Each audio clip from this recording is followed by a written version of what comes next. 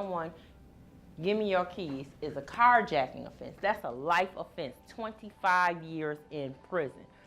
Do not pass go, you on straight there. If you're young, you'll get about 19 years if you have a decent attorney. My name is Krystal Banks. I am a bail bondswoman. I own Banks Bail Bonds, and I wrote a book called Don't Be a Dumb Criminal. I also have a program called Don't Be a Dumb Criminal program. It teaches you about the judicial system. I have been a bail bondswoman for 18 years, and I have been in the Metro Detroit area for over 10 years. I wrote the book Don't Be a Dumb Criminal to help my clients at first. They did not understand how the justice system works. I would talk to my clients, and I had my attorneys talking to them, and they just didn't understand what was happening. Some people were very confused with what they should do and shouldn't do, what needed to be done. They didn't know how to look up information for themselves. I used several attorneys, several judges to help me write this book to make sure they understood the basics, the things that no one ever talks about. Like, if you get a ticket and you don't have the money to pay the ticket, when you go to court, you can ask for community service. But the court doesn't generally tell you that. Who's teaching these people how the system works and the ins and outs? I think the book definitely provides advice for individuals, young, old, whoever reads the book. However, I don't think Mrs. Banks meant for this book and the information in it to take the place of an attorney. And as a matter of fact, she mentions that in the book. Nothing can take the place of the attorney, but it does give some excellent preliminary information. It gives advice, things that you should know prior to making a mistake or getting into trouble. Individuals, youth, teachers can definitely benefit from this information if it were taught in schools.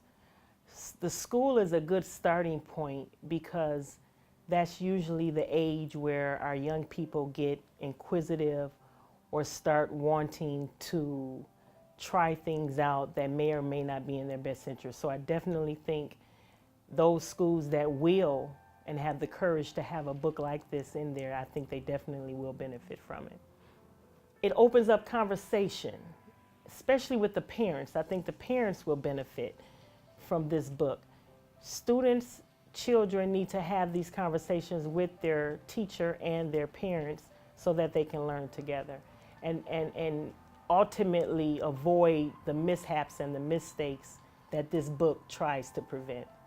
If one were to study the quote-unquote pipeline that seems to be made from school to prison, you will see that if a conversation were had prior to a certain age and prior to the inquisitiveness of a young person, a lot of mistakes can be prevented.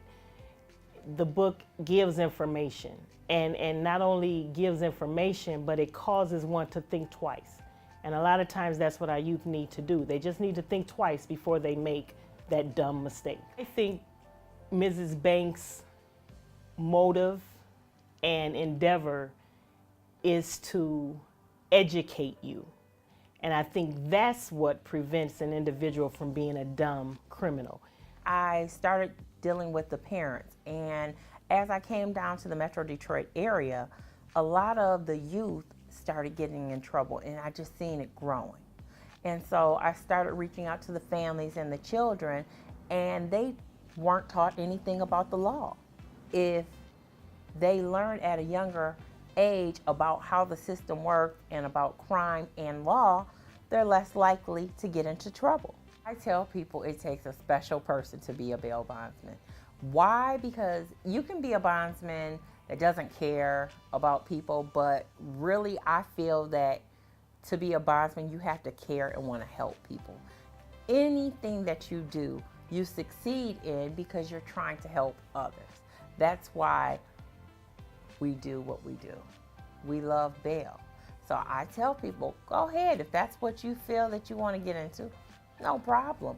But you have to do it because you want to help other people. You can't be selfish in this business. And then my last question to you is, do you really know what jail is like? What do you think jail is like?